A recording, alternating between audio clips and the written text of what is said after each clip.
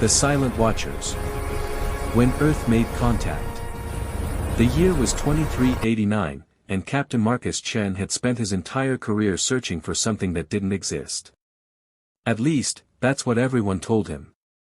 He commanded the research vessel Horizon's Edge, a small ship with a crew of 47 scientists and engineers. They had been mapping the outer regions of the Kepler system for 3 months when the sensors picked up something impossible. Dr. Sarah Okonkwo was the first to notice it.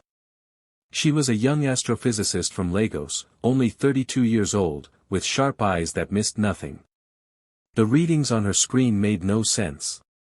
There was an energy signature coming from deep space, something that moved with purpose and intelligence. She called Marcus to the lab immediately. Marcus studied the data with growing concern. In his 50 years of life, he had never seen anything like this. The signature was massive, far larger than any human vessel. It pulsed with a rhythm that seemed almost alive.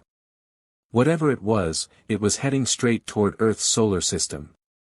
They had maybe 6 weeks before it arrived. The crew worked around the clock to gather more information. They sent probes. They enhanced their sensors. They analyzed every piece of data they could collect. What they discovered changed everything humanity thought they knew about the universe. The object was not alone. It was part of a fleet, hundreds of vessels traveling together through the darkness of space. First messages. Earth's governments received the report with disbelief, then panic, then careful hope. Humanity had dreamed of meeting aliens for centuries. They had built protocols and prepared speeches. They had imagined peaceful exchanges and shared knowledge.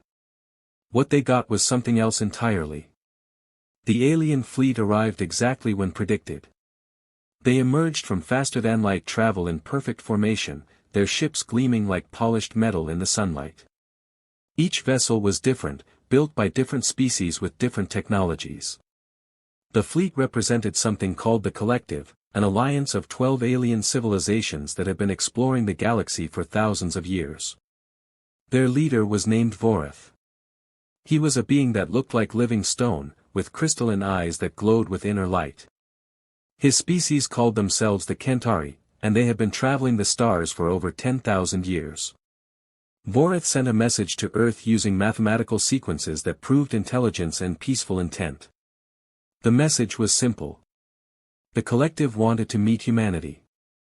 They wanted to share knowledge and technology. They wanted to invite Earth to join their alliance. But there was a condition. Humanity had to prove they were worthy. They had to show they could contribute something valuable to the Collective. Earth's leaders gathered in emergency sessions. What could humanity offer to civilizations that had been exploring space for thousands of years? What made humans special compared to species that had mastered technologies humanity could barely imagine? The debates lasted for days while the alien fleet waited patiently in orbit. The human choice. Captain Marcus Chen was called back to Earth for consultations. He sat in rooms with presidents and generals, scientists and philosophers. Everyone had opinions. Some wanted to accept immediately. Others wanted to refuse and remain independent. A few suggested it might be a trap. Marcus listened to all of them, but he kept thinking about his crew. Sarah Okonkwo had a theory. She believed that humanity's strength wasn't in advanced technology or ancient wisdom. It was in something simpler and more powerful. Humans were survivors. They adapted. They improvised. They never gave up, even when things seemed impossible. The Secretary-General of the United Earth Council was a woman named Helen Voss. She was 78 years old with silver hair and a voice that commanded respect. She had led humanity through 3 major crises in her career. Now she faced the biggest decision in human history. Should Earth join the Collective or stand alone? Helen made her choice after speaking with Marcus and his crew. She sent a message to Vorith. Humanity would accept the invitation, but first, they wanted to demonstrate what made them unique. They proposed a challenge. Give humanity a problem that the Collective couldn't solve, and humans would try to solve it. Vorith was intrigued. In 10,000 years, his species had never encountered such confidence from a primitive civilization. Most species either begged to join or refused out of fear. Humans were doing neither. They were negotiating like equals. He agreed to the challenge. The impossible task. The problem Vorith presented was truly impossible. There was a region of space called the Void Nexus, a place where normal physics broke down. Ships that entered never returned. Sensors couldn't penetrate it. The collective had been trying to explore it for 3,000 years without success.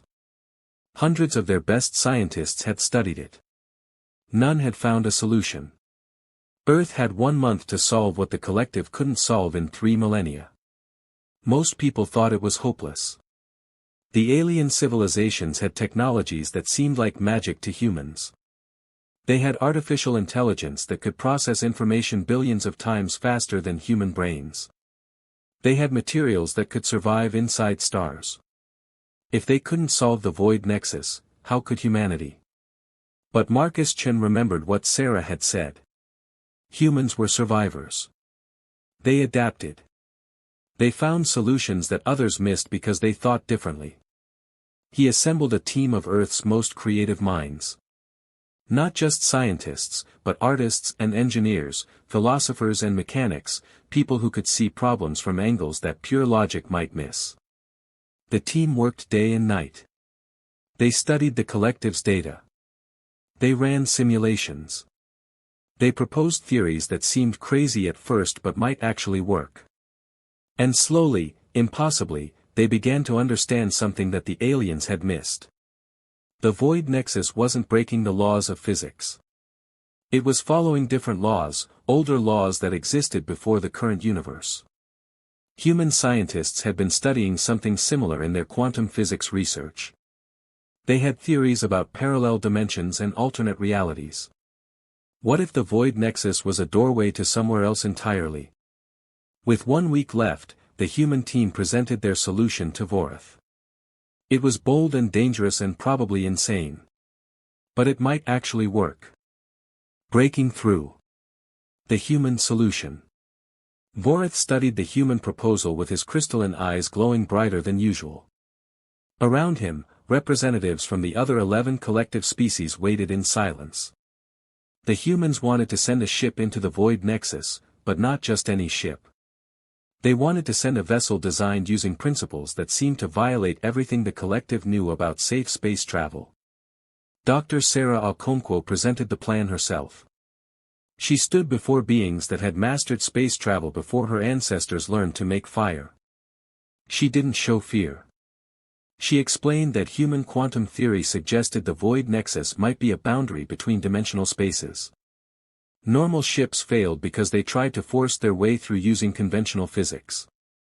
What if, instead, they built a ship that could adapt to changing physical laws? The alien scientists asked questions that would have confused most humans. Sarah answered each one with clarity and confidence. She showed mathematical models. She demonstrated simulations. She proved that human theories, while primitive by collective standards, approached the problem from a completely different direction. Commander Takashi Yamada would pilot the experimental vessel. He was 45 years old, a former test pilot who had survived 3 missions that should have killed him. He had steady hands and nerves made of steel. When Vorith asked if he understood the risks, Takashi smiled and said that all progress required someone to go first. The collective debated for 2 days. Some species argued that letting humans attempt this was too dangerous. Others believed it was worth the risk to finally solve a 3,000-year mystery. Eventually, Vorith made the decision. Humanity would get their chance. If they succeeded, Earth would join the collective as full members. If they failed, well, at least they tried with courage. Building the Pathfinder. Earth had 3 weeks to build a ship using theories that had never been tested. Every nation contributed their best engineers and resources.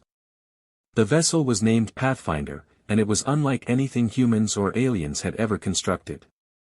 It combined human innovation with collective materials, creating something entirely new.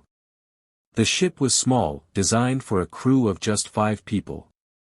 Takashi would pilot. Sarah would monitor the scientific instruments. Engineer James Cooper would maintain the systems. Medical officer Dr. Amara Ndiaye would keep the crew alive. And communications specialist Robert Kim would send data back to Earth and the collective. James Cooper was a mechanical genius from Detroit. He was only 28 years old, but he could fix anything with tools or without them. He had grown up in poverty, learning engineering by taking apart broken machines and putting them back together. Now he was helping build humanity's most important ship. Dr. Amara Ndiaye came from Senegal. She was a brilliant physician who specialized in extreme environment medicine. She had kept people alive in deep space, underwater, and in places where human bodies shouldn't survive. Her calm presence gave the crew confidence. If something went wrong medically, Amara would find a solution. Robert Kim was a communications expert from Seoul. He was 37 years old with a gift for languages and systems. He had learned 6 human languages and was already studying 3 alien languages from the collective. If they encountered something strange in the Void Nexus, Robert would find a way to understand it.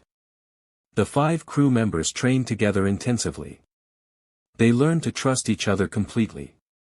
In the Void Nexus, they would only have each other. No rescue would be possible. No backup would arrive. They would succeed together or die together. Into the unknown.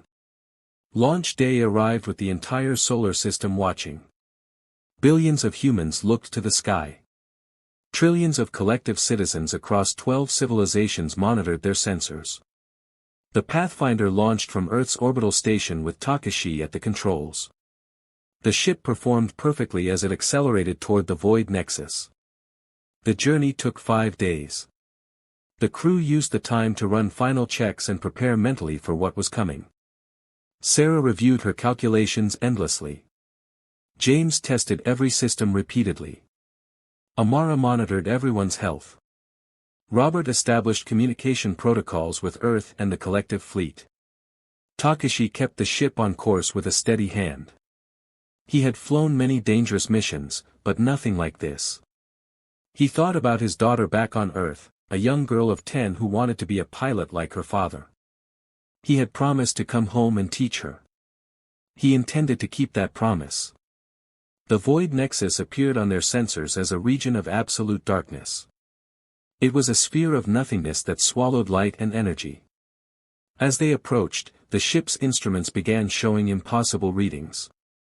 Gravity fluctuated wildly. Time itself seemed to stretch and compress. Temperature readings made no sense. Sarah watched her screens with intense focus. Everything was happening exactly as her theories predicted. The boundary of the Void Nexus wasn't a wall but a transition zone where the laws of physics gradually changed. The Pathfinder's adaptive systems began responding automatically, adjusting the ship's fields and drives to match the changing conditions. They crossed the boundary.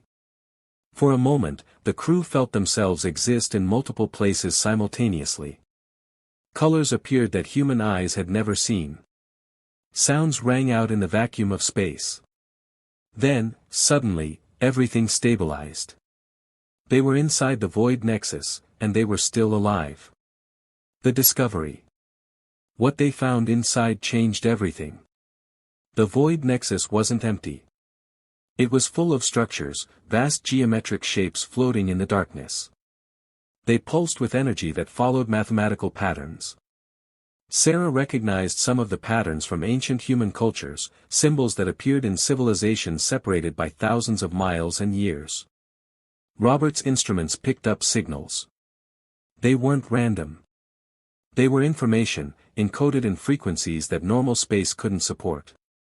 He worked frantically to decode them while the others stared in wonder at the impossible architecture surrounding their ship. James noticed something crucial. The ship's power reserves were increasing instead of depleting. The Void Nexus was feeding energy into their systems. It wasn't hostile. It was responsive, almost welcoming. He adjusted their shields to accept the energy flow more efficiently. Takashi guided the ship deeper into the nexus. The geometric structures grew larger and more complex. At the center, they found something that took their breath away. It was a gateway, massive and ancient, built by someone or something millions of years ago. And it was still active. Sarah's instruments showed that the gateway connected to multiple points across the galaxy. It was a transportation network, older than any collective civilization. This was why ships disappeared in the void nexus. They were being transported elsewhere, to locations the gateway randomly selected. The ships weren't destroyed. They were lost because they arrived in random parts of the galaxy with no way to navigate home. The crew realized what this meant. Humanity had discovered the solution, but more than that, they had discovered something incredible. An ancient network that could revolutionize space travel for everyone. This was humanity's gift to the collective, proof that new perspectives could solve ancient mysteries.